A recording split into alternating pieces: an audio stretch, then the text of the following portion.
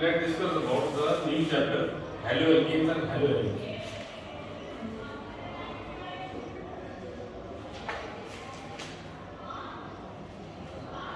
So let's discuss first about what is haloalkane and what is haloalkane. Haloalkane की जब हम बात करते हैं तो हेलोएल्केन कैसे बनता है? हेलोएल्केन बनता है जब हम किसी एल्केन से एक हाइड्रोजन को रिप्लेस कर दें with any halogen. Simple. Suppose let's say हमारे पास CH4 है, अगर उसका एक हाइड्रोजन रिप्लेस कर दें और उसकी जगह कोई हेलोजन यहाँ अटैच कर दें तो यहाँ जो नया कंपाउंड बनेगा that is haloalkane. When we talk about haloarene, haloarene comes from arene molecule.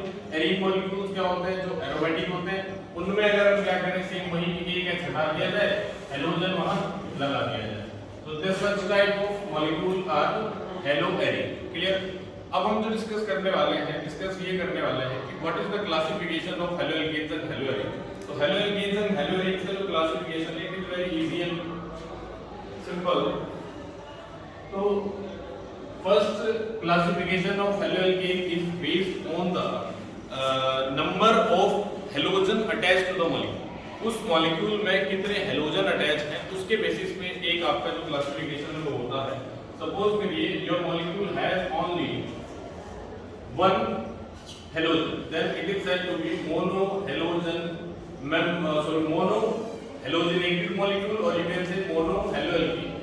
ये क्या हो गया? Mono haloalkane.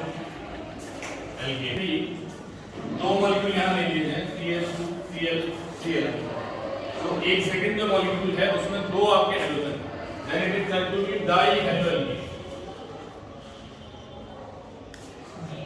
अगर हम ले लें ऐसा कोई मॉलिक्यूल जिसमें मोर देन टू हेलोजन हो, जैसे इसमें देख ले थर्ड में देख लेते हैं आप, इसमें कितने हेलोजन है? 3. तो इसको आप क्या कहेंगे? Try haloalkane. And as shown, if any molecule contain more than 3 halogens attached in the molecule, then it is said to be polyhalogen. Clear?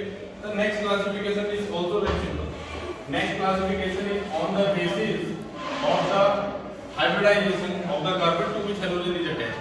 जिस कार्बन से हेलोजन अटैच है उस कार्बन की classification on the basis of hybridization. So there are two type of carbon hybridization to which halogen is attached. There may be possibility that a molecule having sp3 hybridized carbon attached to a halogen, and there is a possibility of another carbon sp2 hybridization having halogen attached to it.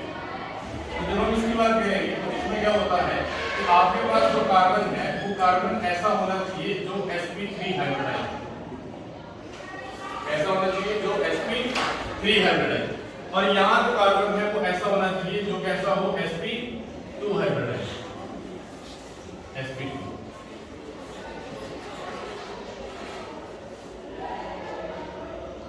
Look at it.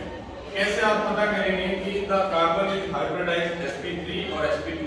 If a carbon is forming all the 4 single bonds, then it is said to be sp3 hybridized. And if a carbon is forming any at least one double bond, then it is said to be sp2 hybridized. Clear? तो यहाँ इसको आप classify करेंगे कि this carbon is sp2 hybridized and this carbon is sp3 hybridized. This is further classified in the many groups. You can say like, अगर हम बात करें इसकी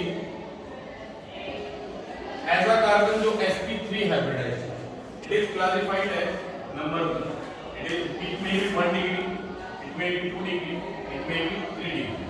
This classification is on the basis of the number of carbon attached directly to the sp3 hybridized carbon.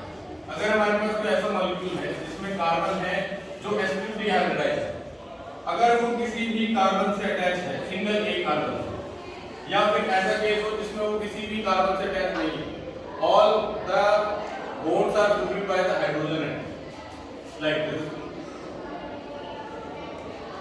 and the both are said to be what? 1 degree halogen. When we talk about 2 degree halogen, तो 2 degree में क्या होता है? 2 degree में if a carbon which is sp3 hybridized, it must be attached to 2 carbon. जो carbon X जो है जिस कार्बन से लगा है वो कार्बन 2 कार्बन से अटैच होना चाहिए. In the third degree case, it is halogen attached to the carbon, and this carbon it is attached to the directly 3 carbon. So So this is the classification. The last classification is very easy. The second one, when you can say that it is allylic haloalkane. Allylic.